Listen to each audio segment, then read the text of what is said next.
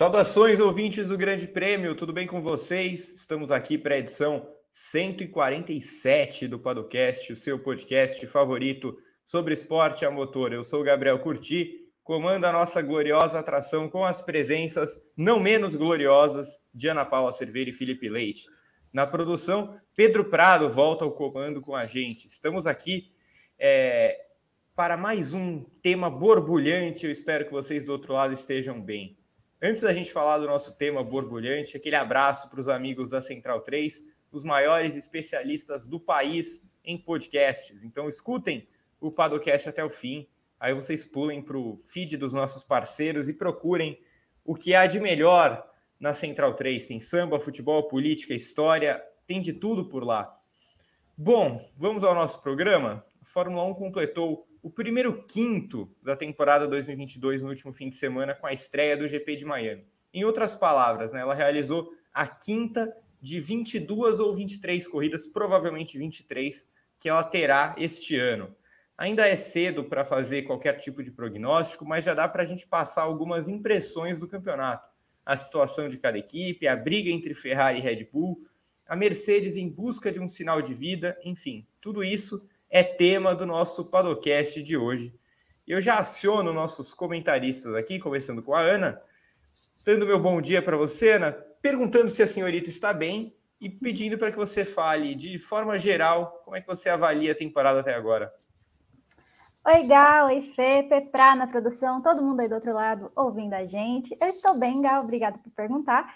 E eu avalio muito bem a temporada. Acho que a temporada tem trazido algumas surpresas interessantes, umas positivas, outras negativas, mas é uma temporada competitiva, lógico. É quase um espelho da temporada de 2021, com algumas modificações, né? Red Bull e Ferrari despontando aí.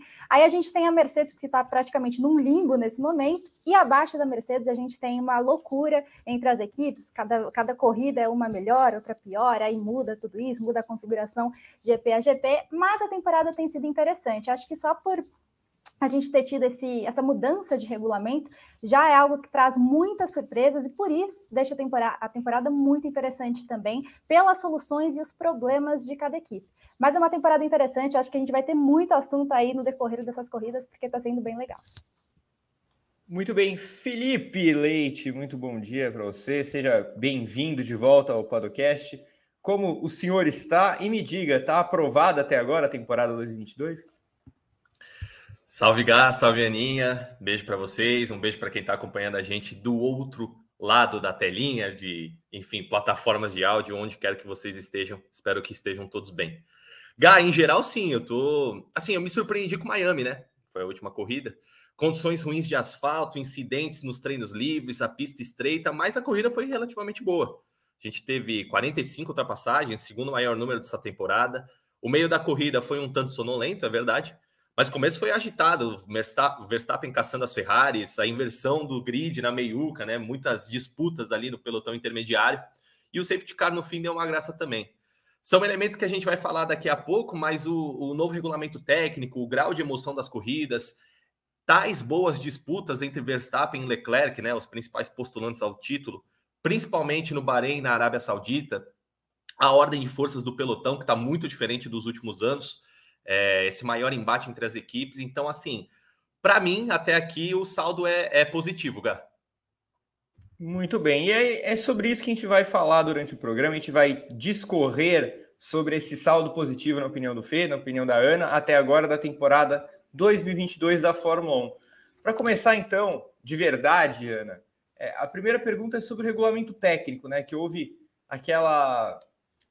as opiniões ficaram divididas, né? Porque muita gente estava esperançosa de poder ver uma Fórmula 1 mais aberta, mais imprevisível, com muitas equipes chegando, talvez com mais brigas nas corridas, mas tinha gente falando que não era hora de fazer isso, né? Porque 2021 foi um grande campeonato. A gente teve Verstappen e Hamilton chegando à última volta da última corrida empatados, né? Até o título ser decidido a favor do holandês. Então eu queria saber de você se o regulamento técnico tem funcionado, na sua opinião. Então, eu acho que a mudança de regulamento ela é muito importante porque de qualquer forma, ela vai causar surpresas, as equipes caminharam sozinhas, até porque essa mudança de regulamento foi muito brusca, é uma coisa completamente diferente que as equipes estão enfrentando nessa temporada, então, de qualquer forma, algumas equipes encontraram caminhos melhores, outras nem tanto. Eu acho que a temporada de 2021 realmente deixou esse gostinho, poxa, depois dessa temporada tão competitiva, por que a gente não vai ter mais desafios como a gente teve em 2021? E eu acho que justamente por isso, o regulamento técnico de 2022 tinha essa premissa de, olha, quem sabe a gente não tenha apenas 2 equipes, mas sim, sei lá, 3, 4 equipes disputando vitórias, disputando corridas, né? Disputando o campeonato em si.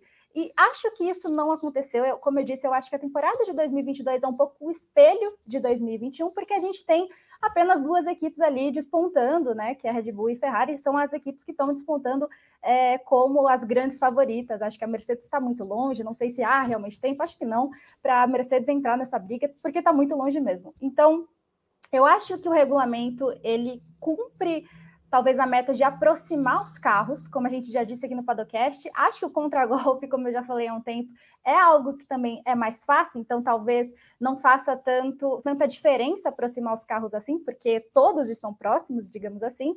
Só que as peculiaridades de cada equipe, as soluções que cada equipe encontrou para seus carros ainda fazem muita diferença.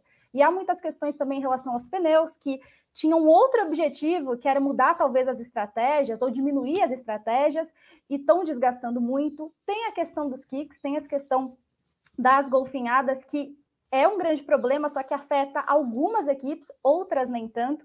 Então, eu acho que as peculiaridades de cada equipe, as próprias equipes, né, os mecânicos e engenheiros de cada equipe ainda fazem muita diferença. E acho que a ordem de forças ela foi um pouco modificada, mas eu vejo que a premissa desse regulamento de 2022 era maior, que ia causar uma coisa, sei lá, ia mexer mais no grid, e acho que não mexeu tanto assim, mas em termos de ultrapassagens, em termos de disputa roda a roda, pelo menos com 2 equipes, como a gente vê com Red Bull e Ferrari, cada uma se dando melhor em certas corridas, dependendo da configuração e tudo mais, acho que isso tem acontecido, mas eu esperava um pouquinho mais, digamos assim. Muito bem. Fê, e para você? A Ana falou bastante sobre a perspectiva do campeonato, né? Que a gente tem uma briga entre 2 equipes de novo. Ano passado foi entre Red Bull e Mercedes, esse ano aparentemente vai ser entre Red Bull e Ferrari.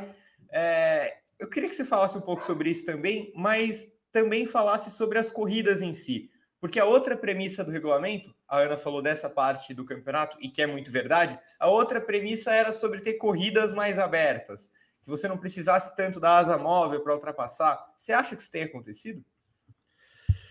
Então, Gá, primeiro sobre a disputa, eu concordo bem com isso que a Ana falou, porque assim, na verdade a gente teve uma inversão das principais equipes, mas as principais equipes permanecem sendo Red Bull, Ferrari e Mercedes.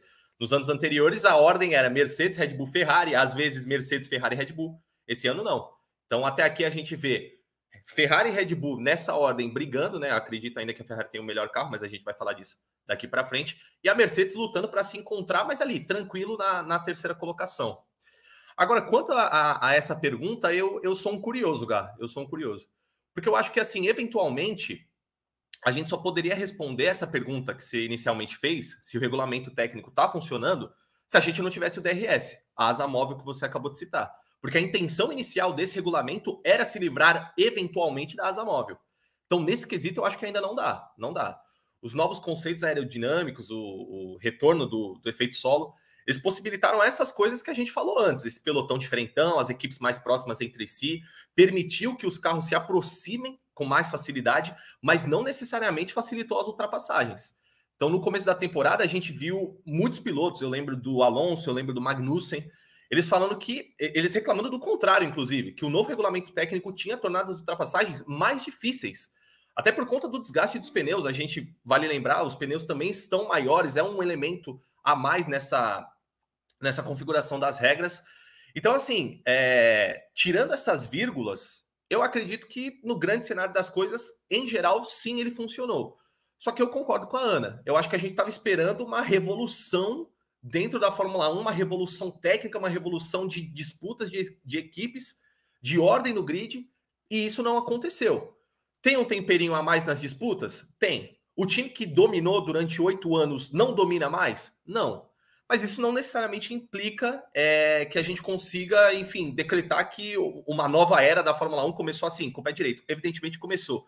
Mas assim, em pista as coisas não estão tão diferentes assim quanto a gente imaginava. E aí entra muito a questão da asa mole do DRS que você falou. Eu não consigo imaginar, e até mesmo o Vettel levantou esse questionamento, acredito que poucos dias atrás. Ele falou assim, um experimento legal seria a gente tirar o DRS em uma corrida e ver o que acontece. Eu também gostaria de ver isso acontecendo.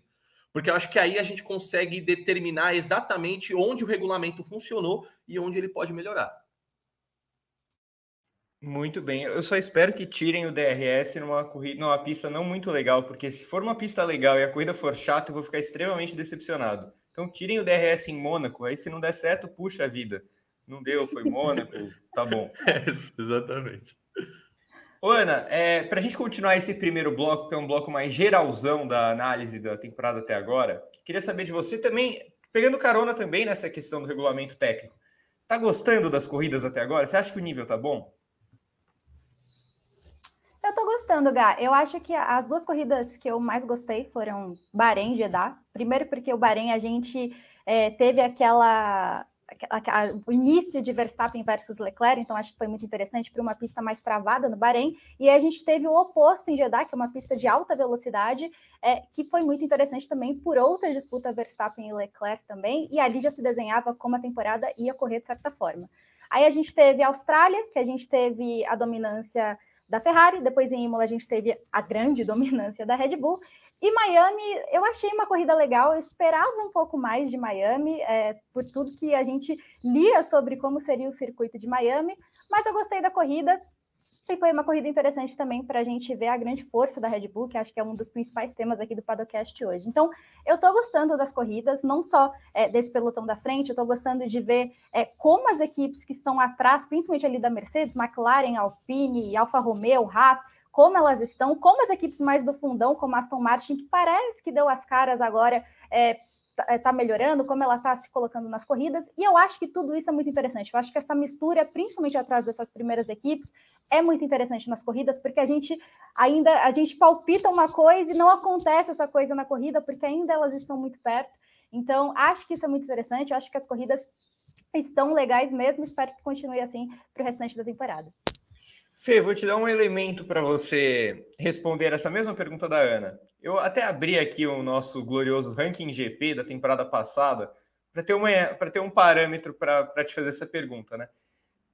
O ranking GP entrou no ar, já que o nosso programa entra no ar na quinta-feira, o ranking GP entrou no ar na quarta-feira, com as notas do GP de Miami. E a média das corridas na temporada está 6,6. Eu fui aqui no nosso glorioso Grande Prêmio e vi que após 5 corridas do ano passado, a média das corridas estava 6,5. Ou seja, praticamente a mesma coisa. Só que com um detalhe, né? Ano passado já tinha tido Mônaco entre as 5 primeiras, o que sempre joga a nota das corridas mais para baixo. Você está gostando do nível das corridas? Tá mantendo o ritmo de 2021? Olha, legal isso que você trouxe, Gá, porque assim, se a gente for falar em nota, ano passado, que nem você falou, a gente já tinha passado por Mônaco, pela experiência Mônaco, e também teve o elemento que assim, a temporada começou nesse, essa promessa de disputa entre Verstappen e Hamilton se confirmou no meio da temporada, e aí o final foi absolutamente insano, com aquele W12 da Mercedes melhorando, tirando performance da onde a gente achava que não tinha, e o Hamilton estreitando ali a disputa com o Verstappen. Então, até aqui, se a premissa for, de fato, uma briga entre Verstappen e Leclerc, que eu acredito que vai se confirmar ao longo da temporada, olha, eu acho que a gente vai estar bem também. Acho que ao longo da temporada a gente vai estar bem, porque são 2 pilotos arrojados, são 2 pilotos que já deram indícios de ótimas disputas no Bahrein, na Arábia Saudita.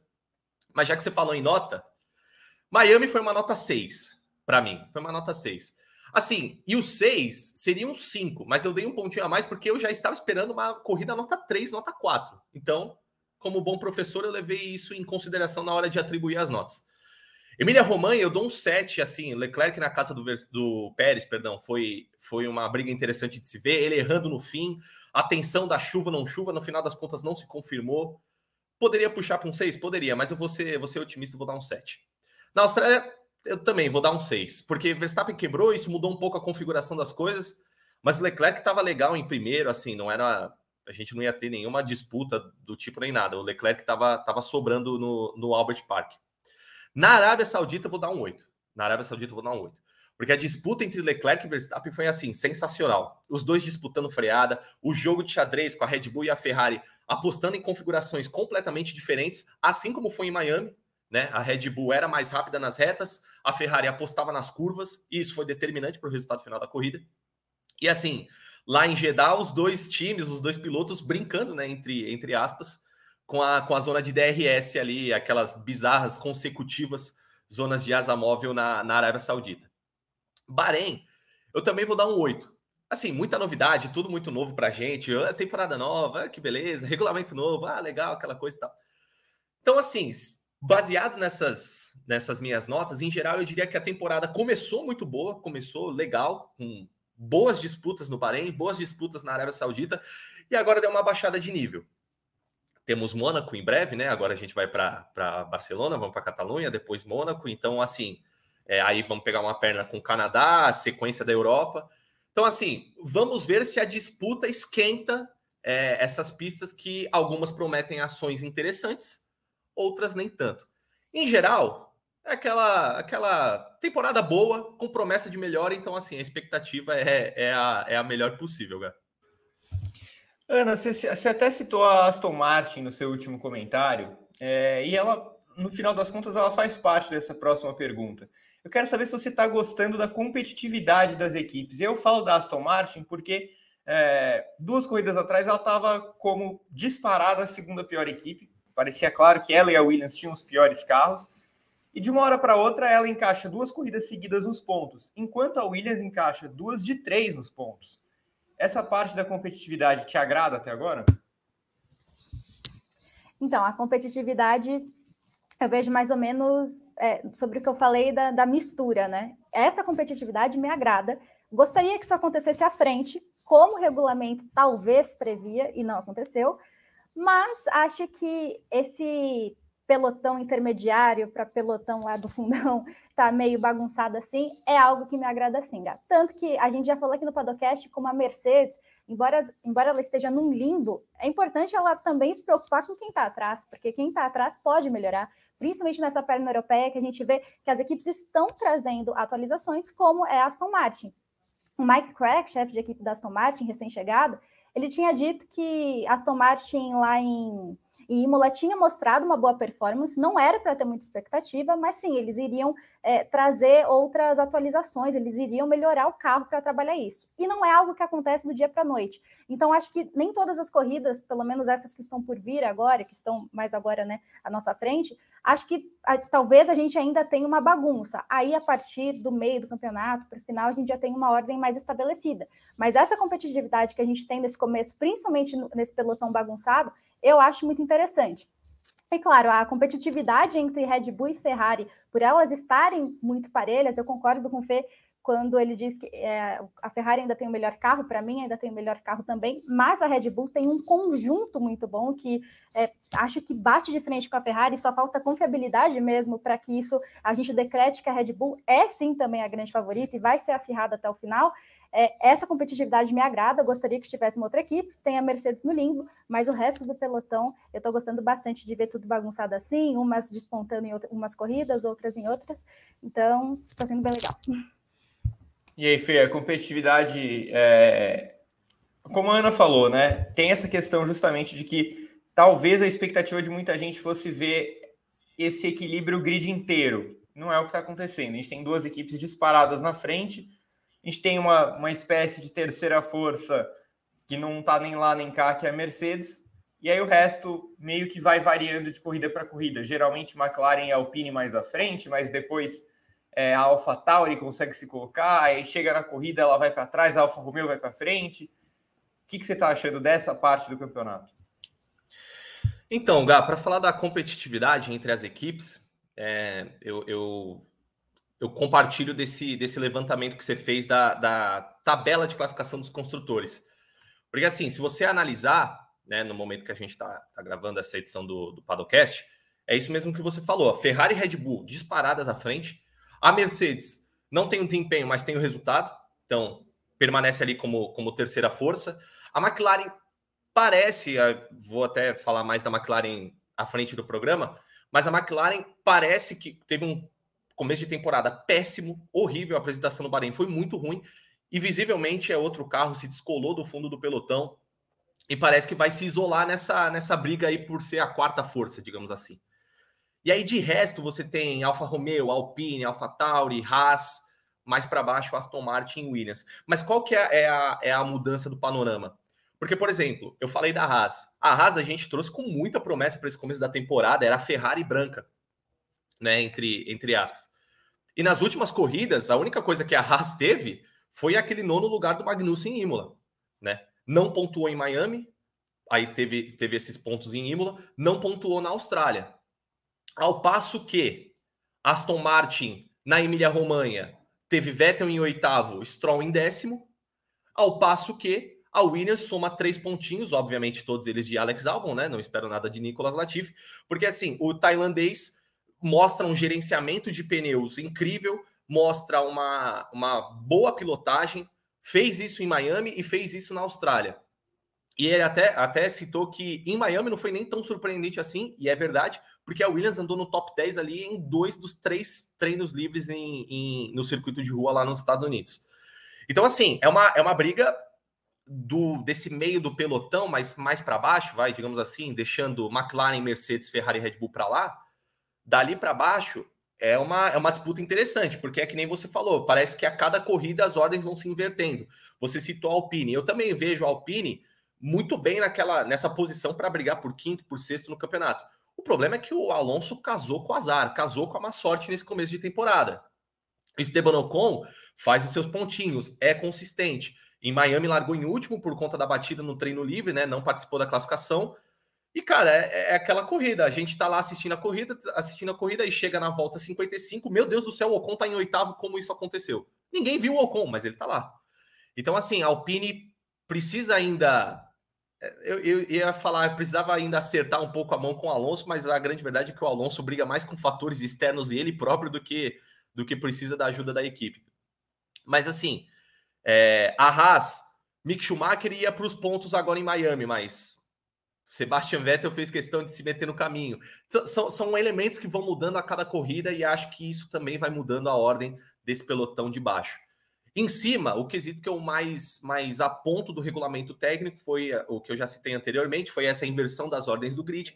E aí eu acho que essa briga entre Ferrari e Red Bull e Ferrari promete bem para a sequência da temporada. Porque a gente falava no começo que a F175 era um carro extremamente confiável, extremamente durável, ao passo que o RB18 se mostrava de vidro, mas tinha potencial, tinha velocidade.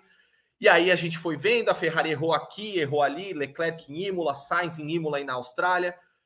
Vou falar disso também mais tarde, mas Max Verstappen num nível absurdo de pilotagem. E quando a gente vê 5 corridas para conta, a Red Bull está 6 pontos atrás da Ferrari. Só 6. Então, assim, é uma briga que promete. A competitividade entre as equipes, para mim, o cenário é esse. Brigas promissoras à frente, Mercedes e McLaren meio que numa liga própria, e aí do quinto para baixo é uma briga aberta e interessante também, Gá. Eu sei que, como a gente até falou já no começo do programa, ainda é muito cedo para a gente fazer prognósticos, projeções, mas pensando em coisas que já estão consolidadas, Ana, quais são as principais tendências que você enxerga pensando nesse resto, que é tão gigantesco de campeonato que ainda tem pela frente? Eu vejo a continuidade da briga entre Red Bull e Ferrari. Eu acho que as primeiras corridas, talvez a gente esperava uma Mercedes aparecer, acho que não vai acontecer, então eu espero a continuidade dessa disputa muito acirrada entre Red Bull e Ferrari, sobretudo pelo que a Red Bull mostrou nas últimas corridas. A questão é a confiabilidade, mas a gente vai falar sobre isso. Também, talvez, uma Mercedes versus McLaren, mas eu também espero, talvez, uma McLaren versus Alpine. Eu ainda acho que o carro da Mercedes, embora seja muito ruim, é melhor do que esses outros carros, pelo menos até este momento, tendo também que a McLaren talvez esteja melhorando bastante e a Alpine ainda esteja com algumas questões. Então, ou McLaren versus Mercedes ou McLaren versus Alpine. Acho que a gente está tendo uma resposta, igual o Fê falou, sobre a Haas. A Haas a gente esperava muito dela, principalmente pelas primeiras corridas, e não tem acontecido, mas eu vejo Haas e Alfa Romeo por terem motor Ferrari, a gente ter, por exemplo, um Valtteri Bottas fazendo muito com esse carro da Alfa Romeo, acho que a gente vai ter alguma resposta sobre essas equipes, e se essas equipes talvez não melhorarem, pelo menos a Haas, acho que a gente também vai ter uma resposta em relação à Aston Martin, que está tentando melhorar o carro, que está tentando trazer algumas soluções nessa perna europeia, acho também que vai acontecer, acho que são algumas tendências. A AlphaTauri ainda para mim é uma incógnita, eu acho que ela ainda tem muitos problemas, ao mesmo tempo em que ela parece que vai, mas não vai. E a Williams com o Albon, porque com o Nicolas Latifi, igual você falou, não espero muita coisa. Com o Albon, eu acho que ele vai aproveitar bastante, mas fazendo... Assim, o teto é muito baixo, né, para ele, mas acho que ele sabe aproveitar, ele tem um ótimo gerenciamento de pneus, lembrando que ele ficou 1 ano fora da Fórmula 1 e já volta, assim, conseguindo pontuar com esse carro muito limitado, né? O pior carro do grid para mim é o da Williams. Então, acho que o Albon vai conseguir aproveitar algumas oportunidades, mas não vejo a Williams tendo tanto teto para melhorar assim em 2022. Também acho. E aí, Fê, quais são as principais tendências que a gente já pode diagnosticar para esse resto de campeonato? Bom, vamos lá, Gá. Que nem você falou, um exercício desafiador esse, né? Porque faltam 18 corridas para a temporada acabar, mas é isso, já dá para traçar algumas projeções. Por exemplo, eu vejo que se a Ferrari continuar sem se arriscar, se a Ferrari continuar de vez em quando se mostrando errática, já falamos aqui, abandonos do Sainz na Austrália e na Emília-Romanha, o erro do Leclerc na Itália. E se a Red Bull solucionar os problemas do RB18, que ainda existem, visto o problema de perda de potência que o Pérez teve agora em Miami, também tem um elemento Verstappen, né? Obviamente, que pelo visto o Verstappen não liga para esses problemas de confiabilidade, e ele matou no peito e falou: se o carro não entregar, se o carro não me deixar na mão, eu chego em primeiro. Porque é isso que tem acontecido até agora em 2022. Então eu imagino que até mesmo se a Red Bull tiver um pouquinho de problema, não tanto que obviamente comprometa a temporada do atual campeão mundial, mas que ele consiga lidar com isso, eu vejo cada vez mais essa tendência que a gente está vendo agora, no panorama depois de Miami, antes de Espanha, de disputa acirradíssima entre Ferrari e Red Bull. E assim, é uma disputa tática, inclusive, eu consigo fazer essa análise. Porque assim, na Arábia Saudita e em Miami, essa questão das configurações diferentes foram mais latentes, né? A Ferrari optando por mais downforce no circuito de rua dos Estados Unidos, a Red Bull apostando nas retas, deu certo para a Red Bull. Então, assim, é uma disputa tática entre os dois. A Ferrari que tem o carro mais durável, mais confiável, mas a Red Bull aparentemente tem o carro mais rápido, né? Um carro com maior teto de potencial, digamos assim. Então, para mim, só confirma essa tendência que no começo a gente até falava de favoritismo da Ferrari, favoritismo de Leclerc, e era o que se apresentava até então, mas acho que não dá para manter esse discurso. Eu era um dos que falava isso, eu acreditava, assim, naquelas 2 primeiras corridas que o que a gente viu, nas 3, vamos englobar também a Austrália, mas o que a gente tinha visto era muito uma questão da Ferrari no controle das coisas, na zona de conforto mais legal, assim, usando as cartas na manga conforme a Red Bull se mostrava arriscar desde o começo e a Ferrari controlando isso. Agora não. Miami, Imola, assim, Imola o Verstappen dominou, venceu corrida sprint, fez o diabo, né, que a gente fala. E agora em Miami confirmou isso. Caçou o Sainz logo na primeira curva, largou em terceiro, né? Caçou o Sainz logo na primeira curva, na volta 9 já tinha passado o Leclerc. Então, assim, a Ferrari se vê diante um desafio enorme. E para mim tem nome e sobrenome, né? Max Verstappen. Quanto ao resto do pelotão, que nem eu falei, acho que tendências para o resto do pelotão. Eu acredito que a Mercedes vá se encontrar, até porque é difícil manter o desempenho horrível que teve nesse começo de temporada, né? Era completamente resultado e nada desempenho. Isso aliado à consistência do George Russell, que, sejamos francos, tem experiência em guiar carro ruim, né? 3 anos na Williams, naquela péssima Williams. E quando ele se vê com o W3 com dificuldades, ele parece lidar melhor com a situação do que o Hamilton. Miami comprova isso, mais uma vez top 5 para o George Russell. Mas eu acredito que a Mercedes vai se encontrar, deu indícios disso nos Estados Unidos. Enfim, a gente vai detalhar as questões das flechas de prata mais para frente. Quanto ao resto do pelotão, quanto ao resto do grid, E eu falei, McLaren começou mal, se descolou já do fundo do pelotão, se isola como a quarta força, precisa lidar, e aí eu digo mais direcionado a Daniel Ricciardo do que Lando Norris, obviamente, mas assim, o Ricciardo precisa se encontrar, porque desculpa não tem mais período de adaptação à equipe, isso já foi, 2021 acabou. Ele precisa mostrar o que trouxe ele para a McLaren, e até aqui ele não tem mostrado isso, e aí cada hora eu sinto que é uma... entre muitas aspas, que a gente sabe que é difícil falar disso, né, no universo da Fórmula 1, mas cada hora é uma desculpa diferente. Ah, não, porque aqui a gente teve um problema, aqui porque ele ficou empacado atrás do pelotão, aqui porque o traçado estava molhado e aí acabou escorregando, bateu no Sainz, comprometeu a corrida inteira. Então, assim, cada hora é uma coisa com o Ricciardo. Eu acho que menos desculpas e mais performance, né?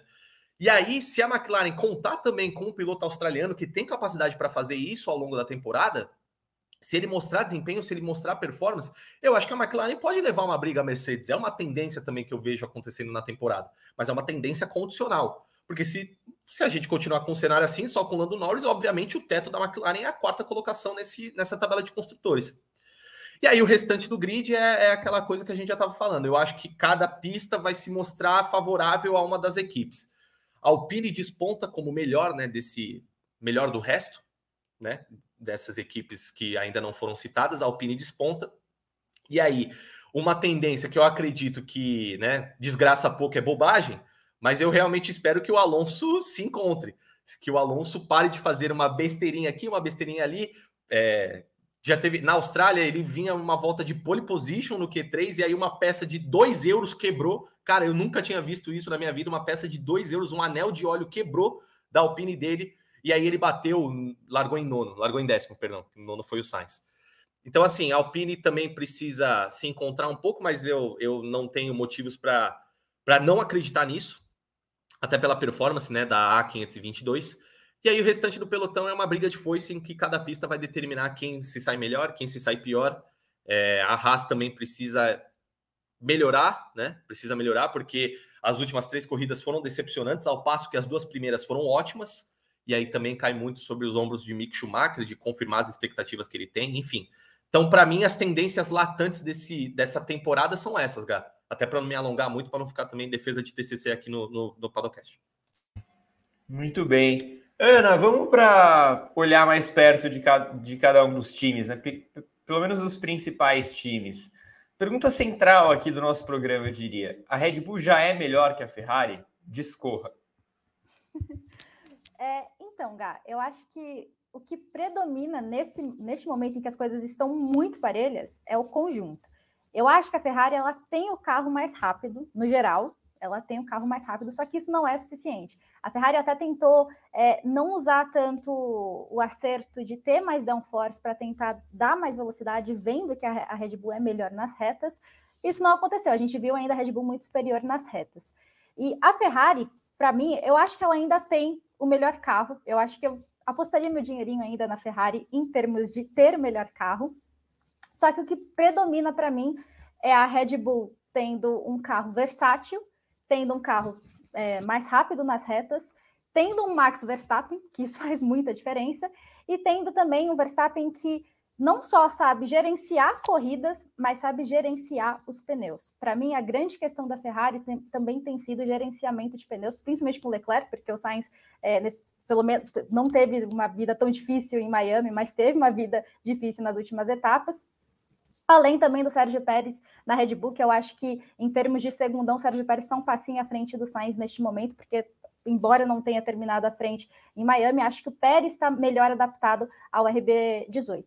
Então, eu acho que o que predomina neste momento é o conjunto, e por isso talvez a Red Bull esteja um pouquinho à frente neste momento. Eu acho que as atualizações que ambas as equipes trarão para Barcelona vão ser determinantes para a gente ver para qual lado da balança está pendendo mais. Acho que a Red Bull sai à frente de Miami, não só porque venceu, mas porque mostrou exatamente a qualidade que ela tinha em 2021, que é ter um carro versátil e um carro rápido em retas, além, claro, de ter Max Verstappen. Eu não decreto ainda que isso é muito certo, digamos assim, porque a gente não sabe realmente a confiabilidade da Red Bull. A gente viu o Pérez ter problemas e eu acho que isso pode ser uma grande questão para o futuro, embora Max Verstappen consiga tirar tudo desse carro. Se abandonar, não tem jeito. Mas o Verstappen, por outro lado, venceu todas as corridas em que não abandonou. Então, é uma coisa a se manter a atenção, porque realmente a gente tem essas equipes bem parelhas, tem um carro muito bom da Ferrari, mas tem um conjunto muito bom da Red Bull, e acho que a gente vai saber um pouco mais para qual lado as coisas estão indo a partir aí de Barcelona e das próximas corridas. Fê, a Ana quer esperar as atualizações de Barcelona e acho justo, porque a Ferrari promete uma grande atualização e tal, a Red Bull também vai ter atualizações, mas e o panorama de agora, o diagnóstico do hoje? A Red Bull já é melhor que a Ferrari? Gá, você é enfático. Não, para mim não. Mas assim, eu acho que não é melhor, mas a Red Bull arrisca mais e merecidamente é premiada por isso. Então, trazendo o contexto da briga, a gente lembra bastante do Verstappen vencendo em Miami, obviamente a corrida terminou pouquíssimos dias atrás, mas a gente também tem que lembrar que na sexta-feira o Verstappen deu 5 voltas no circuito de Miami, porque de novo a Red Bull encontrou problemas hidráulicos na RB18. Na classificação, ok, foi um desempenho bom, terceiro e quarto lugar, a Ferrari superior, né? Muito por conta do erro que o Verstappen teve na última tentativa de volta rápida. E aí tá na conta dele, beleza. No domingo, o Checo deu uma entrevista que, assim, eu achei... O Checo tava sincerão durante todo esse fim de semana, né? O Pérez estava absolutamente sem papas na língua. E aí ele falou, cara, assim, legal, tô feliz com a quarta colocação, com o quarto lugar, mas eu acho que a gente jogou fora uma oportunidade de dobradinha aqui. Porque o carro dele teve problema de novo. Teve perda de potência, nas retas ele perdia 4 centésimos, ele falou, um problema, assim, gravíssimo de rendimento, de performance. E aí o Bottas só não ultrapassou, mas chegou muito perto, porque realmente ele estava muito distante. E aí Red Bull e Ferrari se descolaram do resto do pelotão. Então, assim, o RB18 ainda tem muitas questões a serem analisadas, a serem solucionadas pela Red Bull. Ainda não é um carro que você consegue cravar que não vai dar problema no final de semana. A F175 não. E aí, de novo, já falei disso no Paddockcast, mas é um mantra que eu gosto de ressaltar. Para você pontuar bem, primeiro você tem que terminar a corrida. Para você brigar por vitórias, primeiro você tem que cruzar a linha de chegada. E a Ferrari é visivelmente muito mais capaz disso do que a Red Bull. O grande problema que a Ferrari está encontrando, né, que é o grande adversário nesse começo de temporada, é a pressão que o Sainz está sentindo. Porque, assim, o Sainz tem se mostrado, de novo, a gente sempre fala da consistência dele, que é um piloto que preza pela consistência, e eu acreditava que ele até poderia, assim, se não brigar com B maiúsculo pelo título, que ele poderia fazer uma graça ali, que ele poderia acirrar a disputa. Esse não é o panorama que a gente vê até aqui na temporada, porque o Sainz, assim, tá de contrato renovado, mas inexplicavelmente sente a pressão de estar em um carro agora compatível com o seu talento. Então, assim, um carro que briga por pole positions, um carro que briga por vitórias, um carro que briga por títulos. E ele parece que ele sentiu, assim, visivelmente sentiu. Porque erros bobos que ele não cometia em treinos livres, ele tá batendo sozinho. Aconteceu de novo em Miami, só que agora a diferença é que ele bateu no segundo treino livre, não no terceiro, então conseguiu salvar o carro para a classificação. Então, assim, o grande problema da Ferrari tem sido a pressão que o Sainz sente. Porque o Leclerc, a par de Imola, a par de ter ido com muita sede ao pote naquela zebra, e aí, enfim, ainda conseguiu salvar a corrida de certa maneira, chegar em sexto lugar, uma corrida que ele chegaria em terceiro, o Leclerc tá bem. O Leclerc minimiza danos. Então, assim, tá certo. O Leclerc reduz os danos, tá certo. O Leclerc reduz os danos. Então, por exemplo, se o Verstappen ganha a corrida, ele chega em segundo. O Verstappen ganha a corrida, faz volta mais rápida, mas o Leclerc tá lá. O Leclerc brigou pela vitória nas últimas voltas em Miami. Então, assim, o Monegasco tem cumprido seu papel, tem feito a lição de casa. O Sainz não. E essa é a grande questão que a Ferrari enfrenta. Mas quanto ao carro, a F175, para mim, ainda é claramente superior ao RB18. Claramente. Só que, ao passo que Sainz decepciona, Verstappen é um absurdo. É um absurdo o nível de pilotagem que ele... Desde 2021, é claro, a polêmica, a Abu Dhabi vai ser sempre o centro da discussão. Mas, cara, o que o Verstappen pilotou em 2021 foi um absurdo. E o que ele está pilotando em 2022 está sendo um absurdo também. Então, assim, a Red Bull tem o grande trunfo na mão, que é Max Verstappen. E a Ferrari, se ficar presa nessa zona de conforto, se só... beleza, a gente tem o melhor carro, a gente tem um carro mais confiável. Só que, assim, a Red Bull tem um piloto melhor do que a sua dupla. Para mim, Verstappen é melhor do que o Leclerc ainda. Então, assim... essa briga aos poucos que a Red Bull vai diminuindo a vantagem que a Ferrari tinha construído simplesmente por querer arriscar mais. E a Fórmula 1 premia isso, de vez em quando, obviamente. A Fórmula 1 premia quem se arrisca, quem vai. Cara, por exemplo, em Miami, deu o safety car da batida entre o Lando Norris e o Gasly. Tudo bem, a Ferrari justificou.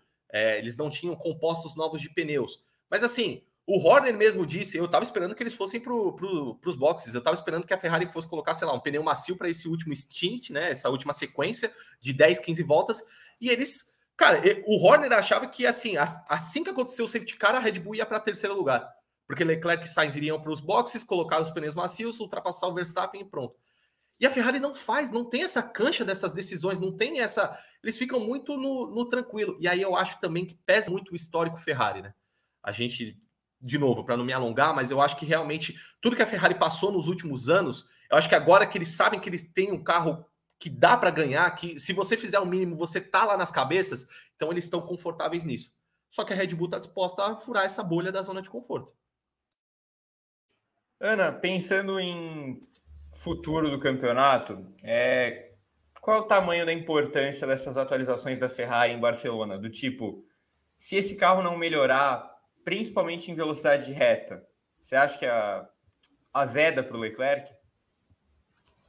Então, eu concordo com o Fê, eu acho que o Leclerc ele está muito preparado, e eu acho que falta isso, além de ter menos... A Ferrari está tentando colocar menos downforce para sanar esse problema da velocidade de reta.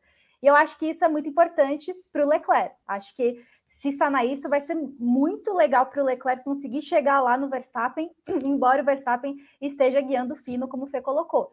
A questão para mim fica em relação ao Sainz, porque o Sainz não pegou tanta mão desse carro, não conseguiu se adaptar muito bem a esse carro, tem algumas questões, e quando a gente tem o Pérez que está bem adaptado, um Pérez muito melhor adaptado do que a gente viu em 2021, um Pérez regular, teve aquele problema de potência, que é uma das questões da Red Bull, mas por isso que eu acho que, embora o Sainz ainda precise fazer o dele para pegar a mão desse carro, as atualizações vão ajudar muito a Ferrari no todo, e acho que isso vai ser muito importante para não só ajudar no Mundial de Construtores, obviamente, mas ajudar o próprio Leclerc na disputa contra o Verstappen, porque é importante ter um segundo piloto, que é onde o Sainz está se colocando nesse momento pelas questões, né? Acho que essa hierarquia, querendo ou não, embora a Ferrari ainda negue e tudo mais, é onde o Sainz está se colocando nesse momento, ajude o Leclerc nessa disputa contra a Red Bull, que tem um carro muito bom de retas, tem o Max Verstappen e gerencia muito bem as corridas e gerencia muito bem os pneus, porque para mim isso é uma questão crucial para essa temporada, justamente pelos problemas que os carros apresentam e pelo grande desgaste que principalmente a Ferrari está sofrendo muito isso com o Leclerc. A própria corrida de Miami, se eu não me engano, o engenheiro do Verstappen fala para ele que os pneus do Leclerc já estavam desgastados, e aí é quando o Verstappen dá o bote, né, espera um pouco e dá o bote para assumir a liderança da corrida, sendo que o Verstappen é um cara que gerencia os pneus como ninguém. Então, essas atualizações da Ferrari para tentar otimizar o que ela tem e melhorar o que ela tem, vai ser muito importante para a gente ter uma disputa cada vez mais acirrada e equilibrada. Fê, você falou que ainda vê a F175 claramente superior ao RB18. Então eu vou te perguntar ao contrário. Para a Red Bull, essa resolução dos problemas de confiabilidade, se a Red Bull parar de quebrar, a gente viu só nesse fim de semana o Pérez ter problemas de potência e na sexta-feira o Verstappen ter uma quebra também. Se a Red Bull resolver a confiabilidade, ela vira favorita ao título? Qual que é a importância do Verstappen, do fator Verstappen nessa história? Gá, eu acredito assim, a importância do Verstappen é quase que 100%, né? Porque eu realmente não acredito que o Pérez vá brigar por título ou qualquer coisa. Eu acho que ele compõe, claro, a disputa da Red Bull pelo título de construtores. Para a Red Bull, é uma questão assim, ok, precisamos solucionar a confiabilidade do carro, mas a Red Bull esbarra ou vai esbarrar no teto de gastos. Porque assim, também com o novo regulamento técnico, o limite orçamentário das equipes está menor, né? E aí, eles até alegaram que alguns chefes de equipe foram contra isso, devido à alta inflacionária na Europa, enfim. Só que a Red Bull aposta em atualizações, e foi por isso que foi melhor em Miami e foi melhor em Imola. E aí a Ferrari espera. Por que a Ferrari espera? Porque, assim, a Ferrari vai trazer um pacote de atualizações para a Catalunha, para Barcelona, e vai apostar nisso que a Red Bull segure um pouco. Segure um pouco os gastos, então mantenha o RB18 como está, e aí é o problema. Eu acho que o grande adversário da Red Bull, nesse quesito que você me perguntou, Gá, de solucionar a confiabilidade, ok, precisamos solucionar a confiabilidade, mas você tem um limite até onde você pode gastar. E aí, como que você faz isso sabendo que você tem um carro rápido, mas que ainda é muito errático? É uma questão um pouco complexa nesse sentido. Porque, de novo, e aí você me perguntou da importância do Verstappen. A importância do Verstappen é plena, é 100%. Porque se o Verstappen não entrega o que ele está entregando, a Red Bull não tem chance. Aí a Red Bull não tem chance porque o carro quebra demais. E aí, cara, se o carro quebra, e aí quando ele não quebra, eu chego em segundo, eu chego em terceiro, eu chego em quarto, você não tá fazendo o máximo possível pelos pontos. E aí a grande sacada do Verstappen. Porque assim, a gente bateu muito na tecla disso que eu vou falar agora nesse podcast, a gente isso tem premiado análises, tem premiado tudo.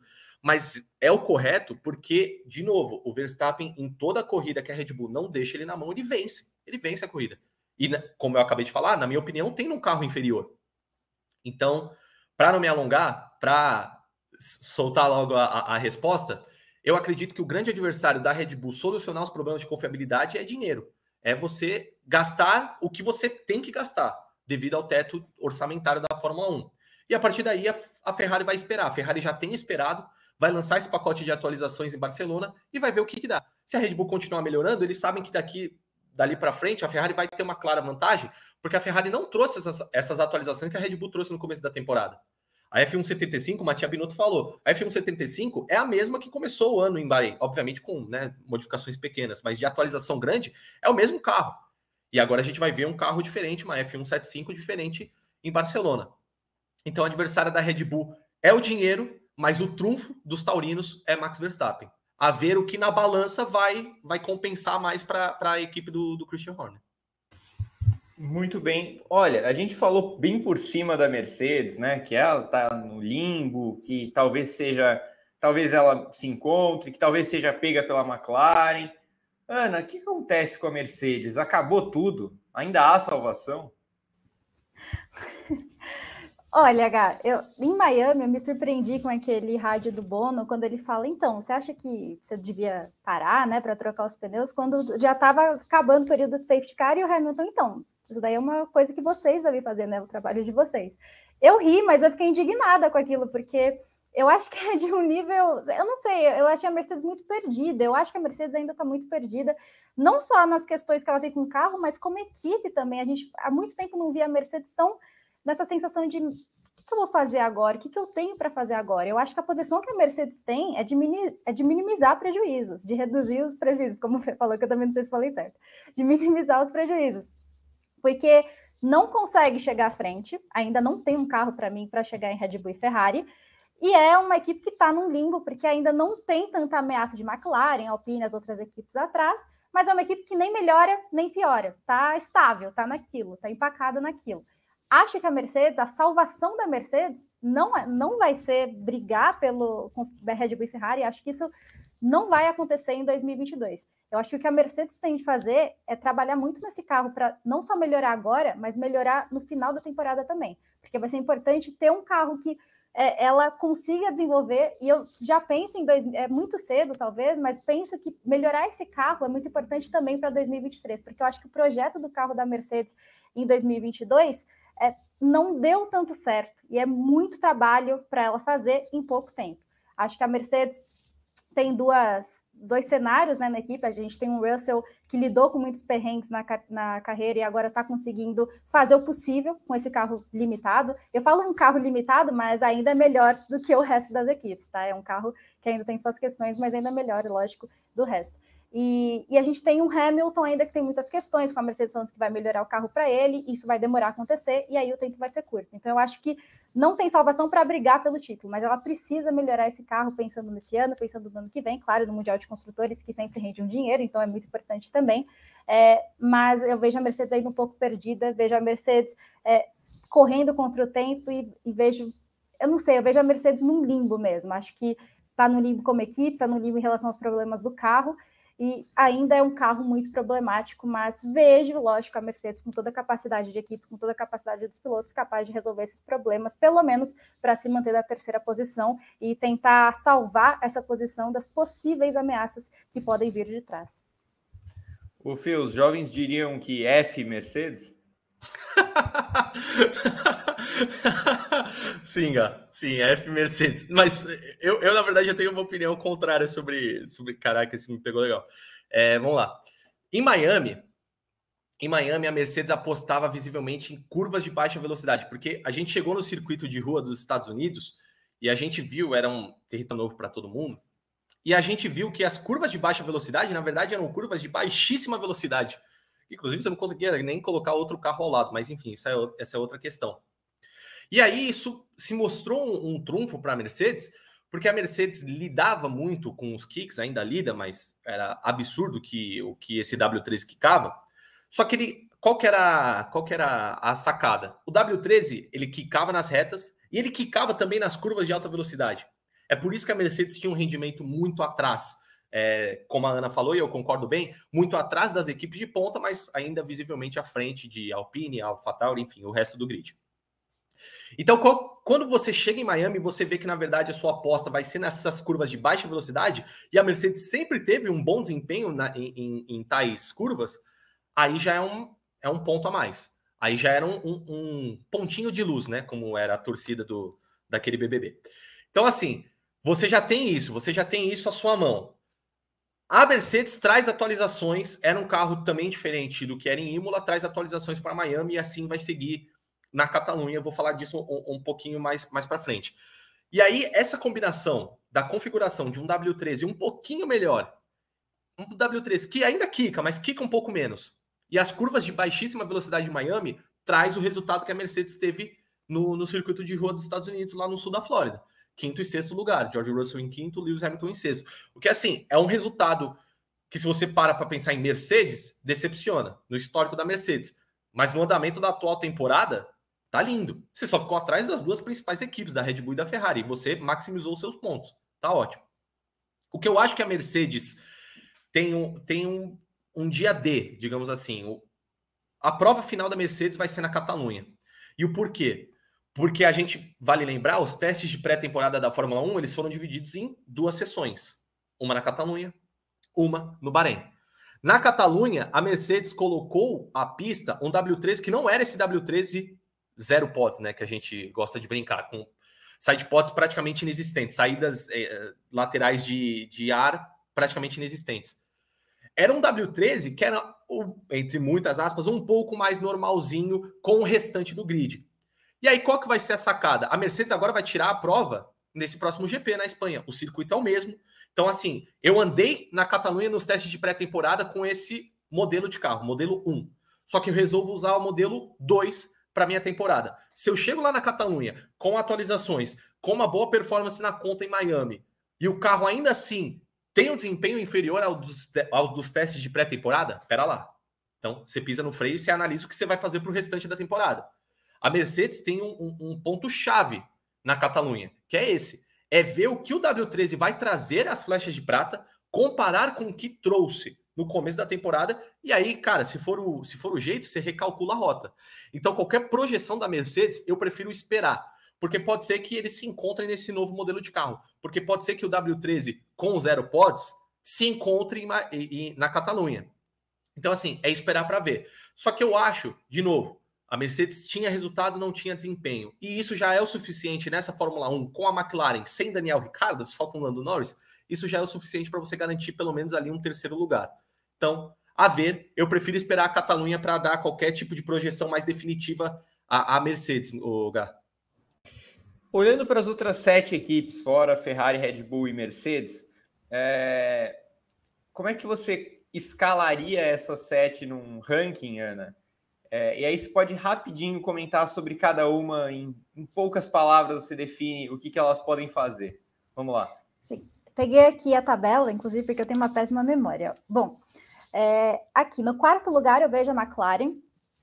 Acho que a McLaren ela ainda sai à frente desse resto, né? Acho que ela pode até disputar com a Mercedes, mas vejo a Mercedes muito à frente, mas a McLaren tem melhorado e acho que esse quarto lugar é o lugar o qual ela vai disputar.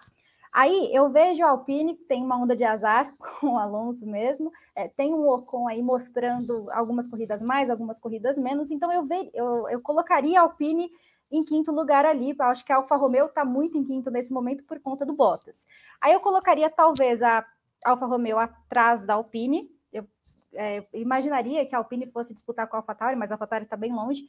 Colocaria em sexto ali, então, a Alfa Romeo. Aí depois eu fico em dúvida em relação ao AlphaTauri e Aston Martin. Acho que a Aston Martin vai melhorar nessas próximas etapas, pelo que mostrou. Não teve, né, em Miami vida fácil com o Vettel, mas o Stroll chegou a pontuar, então acho que pode melhorar nessas próximas etapas. Aí coloco a Aston Martin, depois coloco a AlphaTauri. Acho que a AlphaTauri ainda é problemática, ainda tem que mostrar mais coisa para a gente realmente decretar onde a AlphaTauri está. Esperava mais também da AlphaTauri pela grande temporada que o Gasly fez em 2021, mas não aconteceu. Aí depois eu coloco a Haas, na verdade, acho que eu coloco a Haas à frente da AlphaTauri nesse momento, porque a Haas ali, pelo menos, tem mostrado um pouquinho mais que a AlphaTauri. Então, Haas, AlphaTauri, por último, Williams, embora Albon faça de tudo para tentar pontuar um pouquinho mais, aliás, com a Williams, Nicolas Latifi ainda pena muito, né? É muito limitado e tudo mais, então eu acho que a Williams tem uma vida difícil, mas quem sabe o Albon não consiga corrida a corrida pegar alguns pontinhos ali e conseguir terminar no top 10. Eu acho que eu falei todas, desculpa. Falou todas. Tá. O grande problema para a Williams sair dessa posição é que a equipe que está mais perto dela é a Aston Martin, que tem, como a Ana falou, um potencial de desenvolvimento. E aí, teoricamente, é o seguinte, é a Haas. Só que a Haas tem 15 pontos e a Williams tem 3. É difícil imaginar a Williams fazendo 15 pontos, né? E aí, Fê, como é que você escalaria essas 7 num ranking? Então, pode, em poucas palavras, falar delas. Eu vou até ser bem sucinto, né? O que tem sido raro nesse programa, peço desculpas aos amigos. Eu vou até ser sucinto, porque eu concordo plenamente com o que a Aninha falou. A minha escalação é rigorosamente a mesma, se tiver uma alteração no máximo. Porque eu vejo a McLaren em quarto, acho que a McLaren está isolada à quarta força, por todos os motivos que eu já citei nesse programa. Em quinto, eu vejo a Alpine, porque assim, de novo, a Alpine visivelmente tem o melhor ritmo do resto do grid, mas ainda Fernando Alonso, Koff, ainda lida muito com problemas. Então, assim, minha projeção é de que maré de azar acaba uma hora e o Alonso consiga constantemente figurar na zona de pontos, eventualmente a Alpine ascenda aí ao quinto posto, que para mim é o lugar deles. Em sexto, Alfa Romeo, e aí concordo com a Ana, muito por conta de Valtteri Bottas, que renasceu nessa posição de líder de equipe. O pecado foi ele ter cometido aquele errinho no final do GP de Miami, que ele escorou no muro e aí o Russell e o Hamilton passaram ele de uma vez. Porque senão, e ele mesmo falou, dava para chegar em quinto. Eu duvido um pouco, eu acho que as Mercedes eventualmente chegariam nele, mas, enfim, fica o registro. E aí, falei em quinto, sexto, é isso. Aí em sétimo, eu vejo a Haas, e englobo a Haas com a Alfa Romeo no argumento também do motor Ferrari, da unidade de potência Ferrari, que mostra-se também um bom motor nesse começo de temporada, mas, de novo, a Haas teve um começo de ano muito melhor do que se apresentou nessas últimas 3 corridas, somente o nono lugar do Magnussen em Imola. Em oitavo, a AlphaTauri, porque, de novo, como a Ana falou, eu também me decepcionei, primeiro por conta de Pierre Gasly, que teve uma ótima temporada em 2021, e segundo porque, assim como a sua equipe irmã, que não é mais irmã, mas está lá as conexões, enfim, todo mundo sabe, né, a ligação de AlphaTauri e Red Bull, a AlphaTauri também lida com muitos problemas hidráulicos, problemas de quebra, e quando não tem esses problemas, também é vítima da má sorte, visto o Gasly tomando aquele chapadão do Alonso na traseira em Miami. Então eu vejo a AlphaTauri como a oitava força, e aí nono e décimo, Aston Martin e Williams, nessa ordem, só que como você bem pontuou, a Aston Martin com um teto de desenvolvimento muito maior do que a Williams, que se escora basicamente em Alex Albon e as suas performances milagrosas para conseguir os pontinhos. E suas madeixas ruivas também, é importante sempre deixar claro. Para a gente fechar, é apenas um sim ou não, porque a famigerada pergunta voltou. A pergunta que eu prometi que faria no começo da temporada em todos os programas. Aí tive que parar de fazer porque o Leclerc começou a ganhar as corridas e agora ela volta. Ana Paula, Max Verstappen vai ser bicampeão? É com simples sim ou não, Gar? Simples sim assim? Ou não? Sim ou não?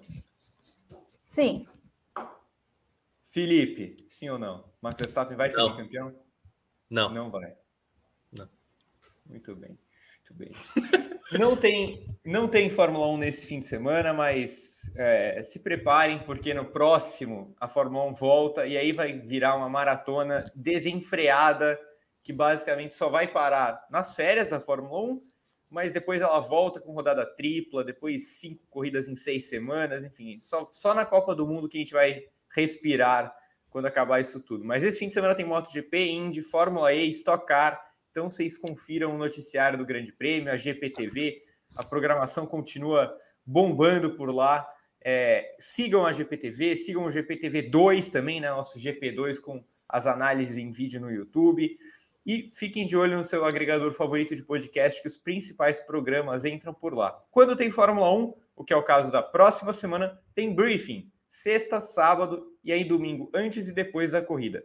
Agradeço demais a Ana, ao Fê, ao Pedro Prado, aos amigos da Central 3, ao Gil, ao Iamin.